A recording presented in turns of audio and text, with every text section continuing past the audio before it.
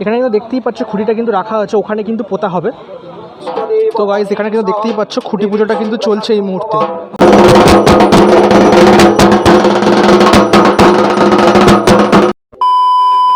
সকাল প্রায় 8:30 আর আমি কিন্তু স্নান টান করে ব্রেকফাস্ট করে কিন্তু বেরিয়ে গেছি সকাল সকাল।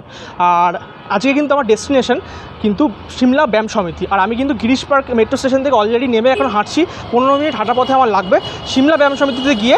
আজকে কিন্তু তাদের দুর্গাপুজোর 22-এর মানে 2022-এর কিন্তু শুভারম্ভ, অর্থাৎ খুঁটি পুজোর মাধ্যমে, সেটাই তোমাদেরকে এই ভিডিওতে মেন দেখাবো। তো চলো বেশি কথা না বলে সরাসরি স্পটে গিয়ে তোমাদের সাথে দেখা হচ্ছে। যেমনটা তোমাদেরকে বলেছিলাম, সিমলা ব্যায়াম সমিতির যেখানে পুজো প্রাঙ্গণ, তার সামনে এসে আবার দেখা করবো। তো চলে এসেছি, দেখতেই পাচ্ছ ওখানে কিন্তু মানে মালা দিয়ে সাজানো হয়েছে। তো ওই মাঠের ভেতরে কিন্তু অ্যাকচুয়ালি পুজোটা হয়। তো চলো, অলরেডি কিন্তু ঢাকাটা বাজে আমি শুনতে পাচ্ছি, একটু আগে বৃষ্টি হচ্ছিলো, তো মাঠের অবস্থা আমি দেখতে পাচ্ছি খুব খারাপ। তো ঢোকা যায়, ঢুকতে ঢুকতে আমার চিরচরিত ইন্ট্রো সেটাও দিয়ে নেওয়া যায়। Welcome to my new video, new blog. আর আমি বাদশা সৌরভ চলে এসেছি টাটকা ঝকঝকে দারুণ একটা ব্লগ নিয়ে, বিকজ আমি ফেস্টিভ্যালে থাকি আর ফেস্টিভ্যালে রাখি, আর তোমাদেরকে আনন্দ রাখাটাই আমার কিন্তু কাজ। তো চলো এবারে সরাসরি কিন্তু খুঁটি পুজোর অনুষ্ঠানে প্রবেশ করা যাক। পেছনে কিন্তু দেখতেই পাচ্ছ অলরেডি কিন্তু যোগাযন্ত্রীর কাজ কিন্তু শুরু হয়ে গেছে খুঁটি পুজোর জন্য। আর একটু কিন্তু খুঁটি পুজোটা লেটে শুরু হচ্ছে, তো কারণ হচ্ছে এখন তো তোমরা দেখতে পাচ্ছ রোদ উঠেছে, কিন্তু একটু আগে কিন্তু ঝড়ঝড়িয়ে বৃষ্টি নেমেছিল।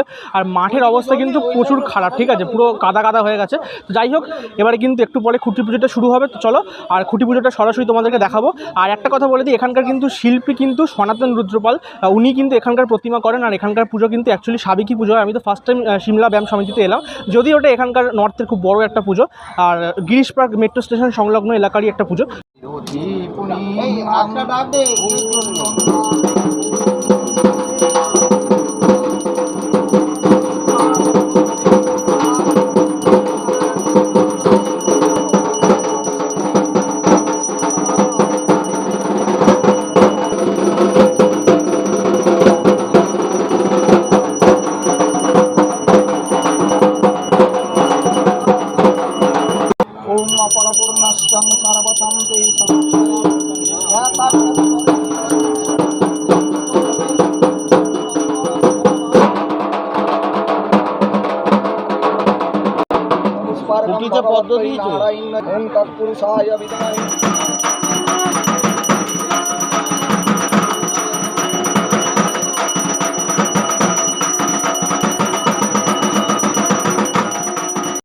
তোমাদেরকে তো দেখালাম এক্ষুনি বেশ কিছুটা। আর এখানে দেখো, এখানে কিন্তু তাদের ব্যানারটা দেওয়া আছে, তাদের কিন্তু পুজোটা 97তম বর্ষে কিন্তু পড়ছে।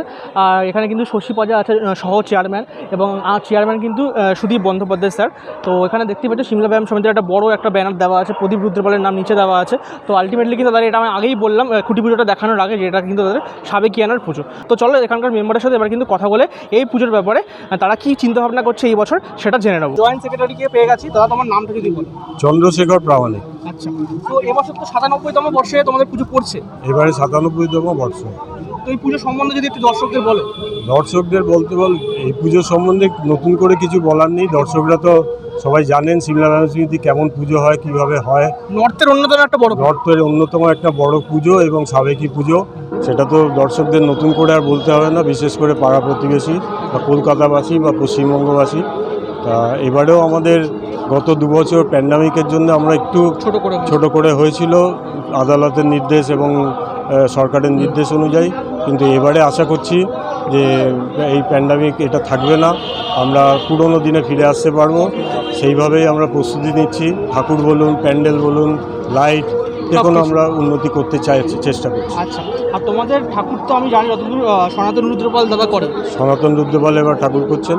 আর ঠাকুর সম্বন্ধে কিছু বলা যাবে, কত ফুটের হতে পারে ঠাকুর? এবারে আমাদের দেখুন, আগে অনেক বড় হতো, কিন্তু আস্তে আস্তে যেটা সরকারের নির্দেশে একটু ছোট হয়েছে। গতবার তো আমাদের সরকারের নির্দেশে অনেকটাই ছোট হয়েছে।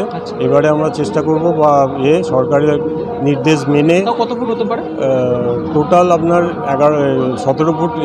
17 চালচিত্র নিয়ে? চালচিত্র না, ঠাকুরের এটা পর্যন্ত, আচ্ছা, গ্রাউন্ড থেকে মাথা পর্যন্ত 17 ফুট, এবং সেটা চালচিত্র নিয়ে 22 ফুট। আমাদের যেটা থাকে চালচিত্রে আমাদের ফোল্ডিং ব্যবস্থা থাকে, মোড়া যায়, যেখানে আমাদের কোনো প্রবলেম হয় চালচিত্র মুড়ে নিয়ে সেইভাবে ব্যবস্থা করা। আচ্ছা, আর এবারে তো তোমরা অনেক তাড়াতাড়ি খুঁটি পুজোটা করছো, তো এত তাড়াতাড়ি কেন? তাড়াতাড়ি পুজোর তো কোথায়, এখনো এবারে প্রায় তো পুজো 97 দিন বাকি। পুজোও তো এবারে এগিয়েছে যে একদমই, একদমই। প্রতিবার অক্টোবরের মাঝামাঝি বা শেষের দিকে পুজো হয়, এবারে সেখানে পুজো এসে গেছে একদম প্রথম। একদম প্রথমে সেপ্টেম্বরেই ধরতে পারবে। হ্যাঁ, মহালয়া একদম সেপ্টেম্বরের লাস্ট। মহালয়া সেপ্টেম্বরের লাস্ট, একদম একদম। সেই কারণে আমাদের প্রস্তুতিটা একটু আগে আগে নিতে হচ্ছে। সেইভাবে জন্যই আমাদের ছিল রথের পুজো এটা করার, 1 তারিখ। কিন্তু কিন্তু ঠাকুরের যেটা যিনি ঠাকুর করছেন সনাতন রুদ্রপাল, ওনার অনুরোধে ওনার চাইছেন যে একটু যত তাড়াতাড়ি সম্ভব দেয়া, কারণ আমাদের ঠাকুর তো এখানেই তৈরি হয় জানেন আপনারা, একদম প্রথম খড় বাঁধা থেকে মাটি ফেলা সমস্ত এখানেই তৈরি হয়। আচ্ছা, তো সেই কারণেই ওনার একটু সুবিধার জন্য বা ওনার রিকোয়েস্টেই আমরা খুঁটি পুজোটা একটু এগিয়ে নিয়েছি। আচ্ছা, আমাদের অ্যাকচুয়াল ইয়েটা ছিল রথের দিন খুঁটি পুজোটা হবে। আচ্ছা, ওনার কথা এগিয়ে এসছে। ওনার কথা দর্শকদের উদ্দেশ্যে শেষ কিছু বার্তা যদি দাও। দর্শকদের উদ্দেশ্যে বার্তা, আপনারা আসুন, আশা করি ভালো লাগবে। আমাদের এই ঐতিহ্যবাহী পুজো, আমরা সামনে 100 বছর আসছে, আমরা নিশ্চয়ই কিছু ভালো করার চেষ্টা করব। আপনারা আসুন, নিশ্চয়ই ভালো লাগবে। আমরা আমাদের পক্ষ থেকে যতটা আপনাদের সাদর অভ্যর্থনা জানানো অবশ্যই করব। আপনারা আসুন, আনন্দ পাবেন, ভালো লাগবে এবং আমাদেরও আনন্দ, আমরাও আনন্দ পাবো। Thank you. আমাদেরকে তো খুঁটি পুজোটা দেখালাম সিমলা ব্যায়াম সমিতির, এবং এখানে কিন্তু এখনও কিন্তু পুজোর একদম শেষ মুহূর্তে কাজ চলছে। তো মোটামুটি আর এখানে আপাতত কিছু দেখানোর নেই, এটাই ছিল এখানকার আজকের মানে প্রোগ্রাম।